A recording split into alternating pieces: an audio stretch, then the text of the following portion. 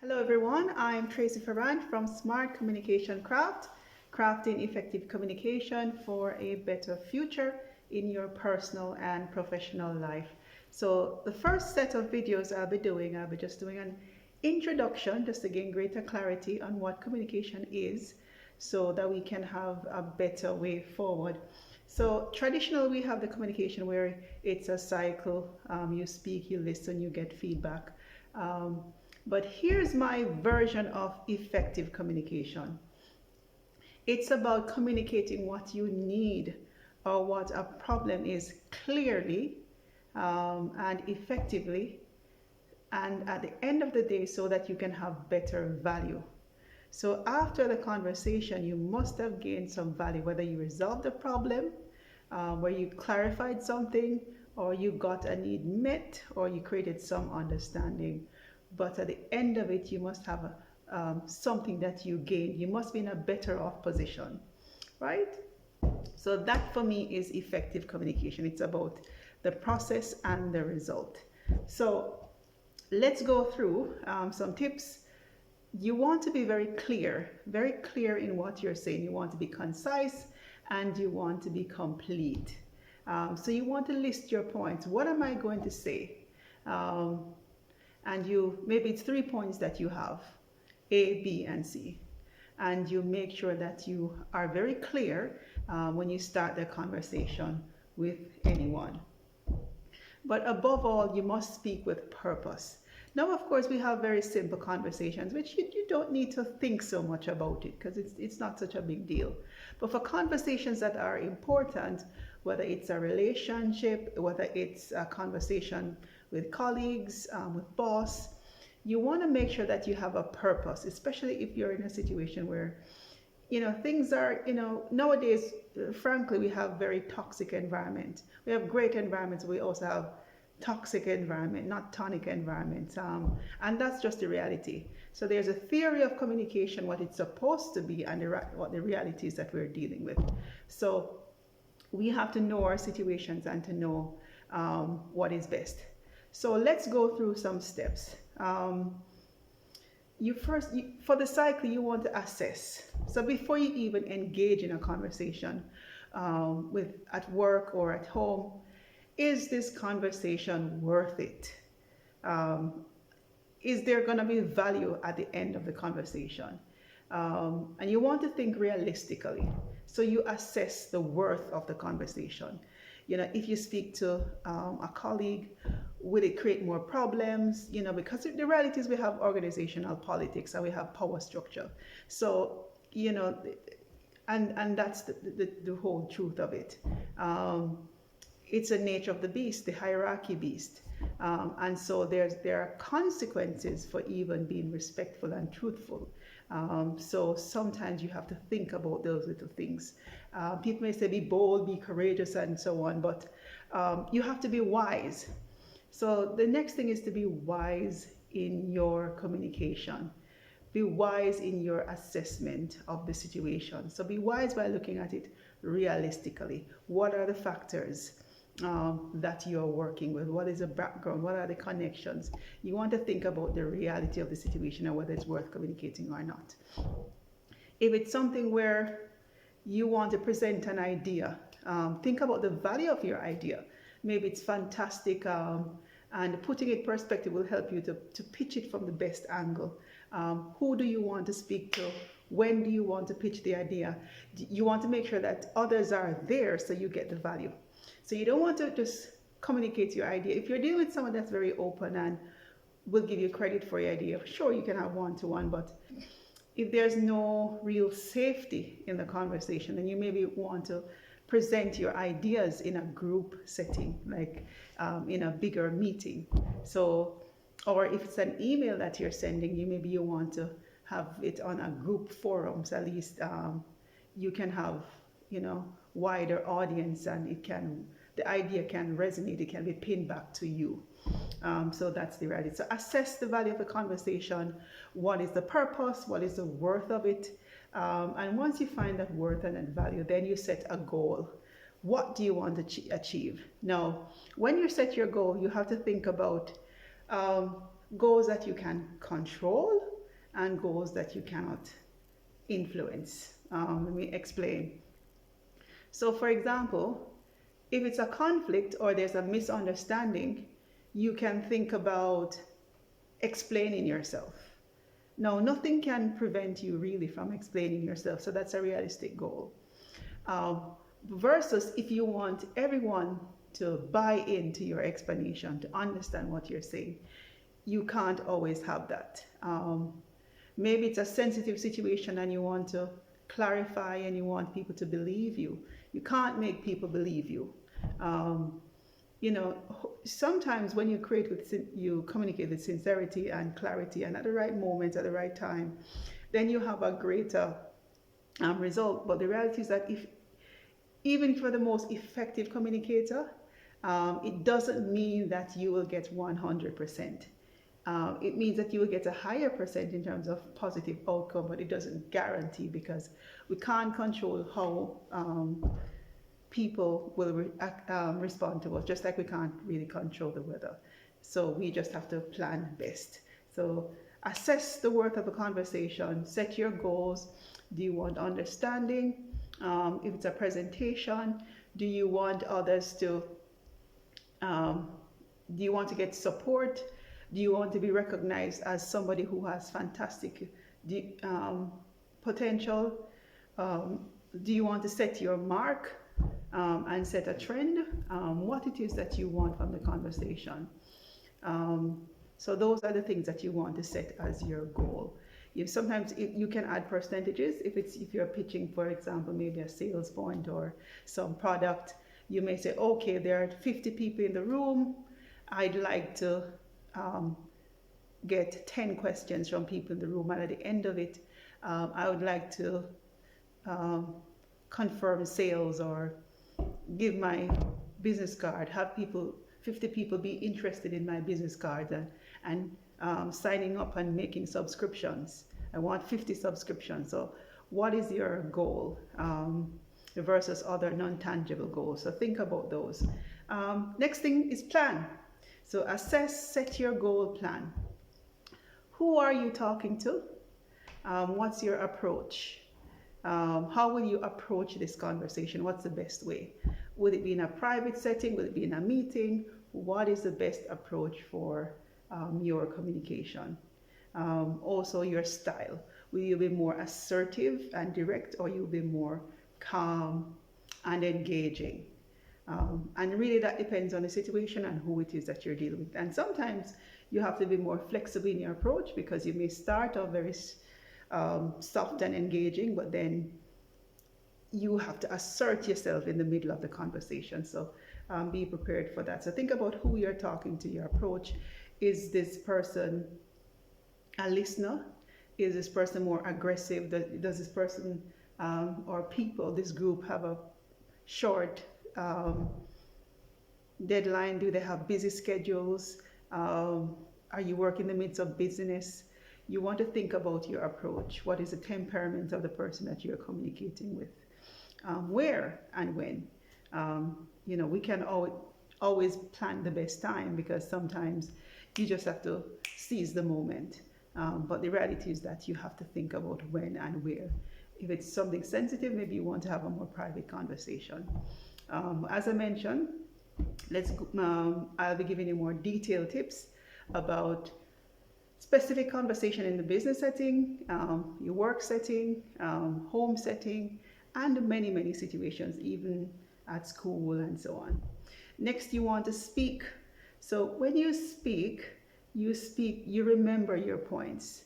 Remember your goal. Why did you start this conversation? Why did you start the presentation? And so that must be at the back of your mind, to make sure that you cover your points. If you're having like a PowerPoint, of course, you'll see the points before you.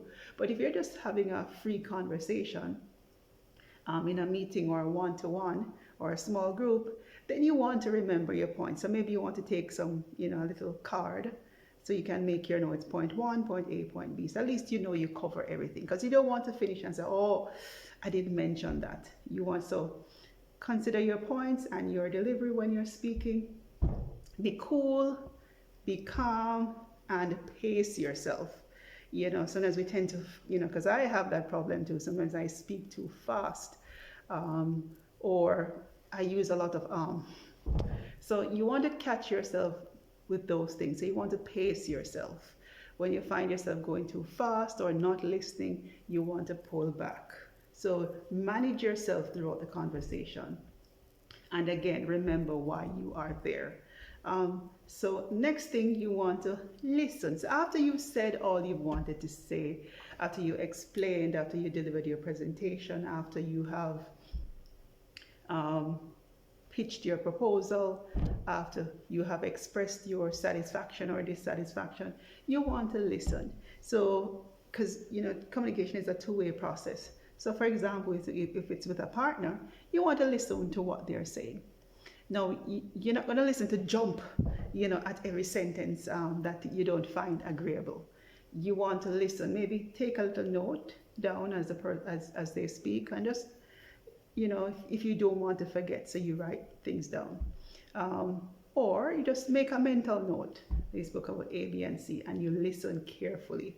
Now, don't listen to react. Listen to understand.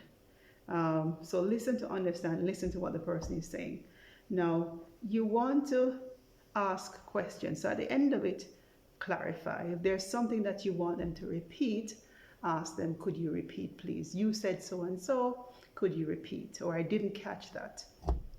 Or you said so and so, I'm not understanding what you said.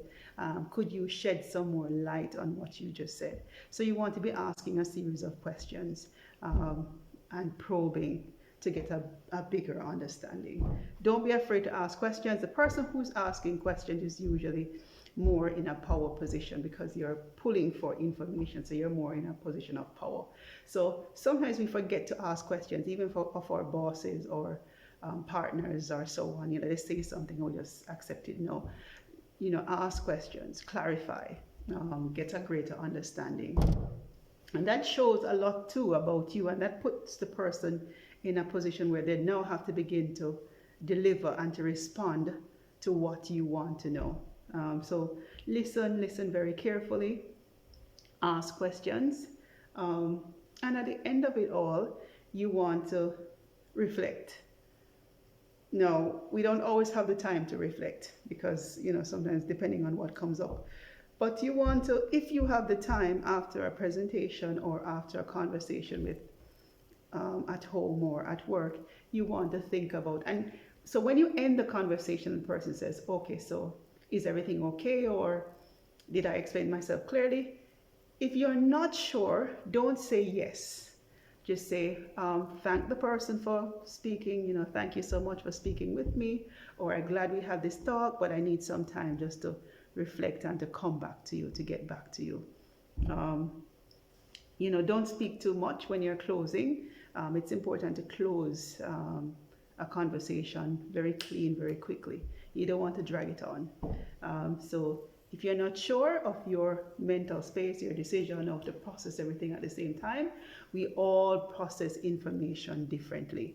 So if you're a person who is a thinker, and especially if you didn't have all the information before, and you just gathered some new information that brought a new perspective, then you want to kind of marinate on it and to get a bit on hang of what they're saying.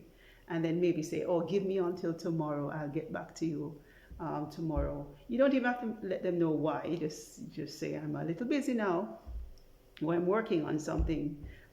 Thank you, I'll get back to you tomorrow. Or just find a very nice way to let them know that you can't decide. If it is that it went super well, so if it is that it went super well, then you want to seal that deal. So if somebody is interested in your business, you want to get their name, you want to get their business address, you want to get their telephone, you want to get their contact details, because you want to get that sale, you want to get that new business. So you make sure that, so don't take it, oh yeah, you're interested. So don't leave the onus on the other person to come back to you if they're interested. No. Ask them for a business card, ask them for the contact details or some SNS. some SNS. That was my clock. So you want to ask them for details so you can follow up for the business, because sometimes they really are interested, but you just have to do the work, especially if you have your own business or something like that. So be ready. If it's a no for you, the person has spoken, maybe you're dissatisfied with what they said, or you feel they weren't honest, you want to, it really depends. You can have different levels of response. If you want to communicate clearly that you are not satisfied, then you can also do so. I'm not happy with this conversation. For example, that's what you can say. I came in with this openly and honestly, but I'm not satisfied with your response because I feel you're not meeting me halfway. I'm willing to, put in an extra hour, but I don't see where you have made. And that brings me to a point. Sometimes when people communicate, we, especially experienced, seasoned people, maybe you have a very seasoned partner, husband, wife, and this person is very seasoned. They're very good with their communication. They know how to win people over, and people study these things, how to negotiate, how to win, and all their lives, that's their skill. That's what they do, consciously and unconsciously. They know how to pull one over. They know how to win a conversation, even if they have the worst card in their hand. So you want to remember why you went into the conversation. Is it that you wanted your partner to make some compromise, do more, share more work in the house? Is it that you want them to acknowledge that their communication was not so respectful, or you were expecting an apology, or you were expecting? So you want to make sure you assess what you achieved from the conversation. So you don't want to just leave and feeling good and nice, but really nothing has changed. So you want to make sure that the goals that you set at the beginning of the conversation you achieved. Not necessarily all of them, but you achieved the meaningful ones. And you also consider the other party too, because it could be a child, your own child that you're communicating with. Maybe you got a greater understanding of your child's thinking and to be able to meet them halfway as well. So you want to make sure that you met your goals and maybe even achieved more from the conversation. Or if it's with a colleague, maybe the colleague wasn't pulling their weight. Did they make a commitment to start pulling? Did they acknowledge that it's a problem? And did they make a commitment to change? You went in for a raise from the boss, and the boss went around, and did they go around and round and round and explain about the horse dead and the crow fat and everything? But you didn't get the raise, and you went and you left smiling, say that he's a nice person, but you really didn't get what you want. The person really just finished you. And I'm just telling you the reality because that's the way the world works sometimes. People are more thinking about themselves, especially in a work environment. It's more competitive. People don't want to give up an edge. So even if you are due that raise, even if you have pulled in the work and have been pulling in the work, sometimes they don't want to give up anything. So you have to make sure that you, when you go into that conversation, you get what it is you intended. So maybe you get, okay, the boss saying, I will speak to human resources, or the boss saying, okay, let me get back to you within 1 week with a response, or, oh yeah, I think this is favorable, maybe by the end of the month, let me see. So you want to get something that's very solid, not just a feel-good feeling from the conversation. So you want to remember your goals and the purpose for which you started the conversation, and assess whether you achieved them or not. So let's go back again. Cycle of communication. Assess the situation. Is the conversation worth it? 2, set your goals. What do you want to achieve from the conversation? Goals you have control of, and those you don't really have any control of. Plan your approach based on who, what, where, when, why, how. Speak clearly, concisely, in even pace. Be cool, calm, and in control, and remember why you are there. listen to what the other person is saying, give them a chance to speak, make notes if you need to, or mental notes. Ask questions, always ask questions. If you're not sure, ask, what do they mean, how, why, who, where, and then you, at the end of that of that process, you want to reflect. Did you achieve your goals, or did you get more? Did you, do you have a better relationship with the person going forward? Did you get the sale? Will your Are you in a better off position before you started the conversation? So you want to make sure that you achieve something from the conversation, as well as the other person too, especially if they're important to you. So that's the cycle of communication. So as if you have any questions that you want to ask, please send me a message and I will do a personalized video. I won't use your name if you don't want me to.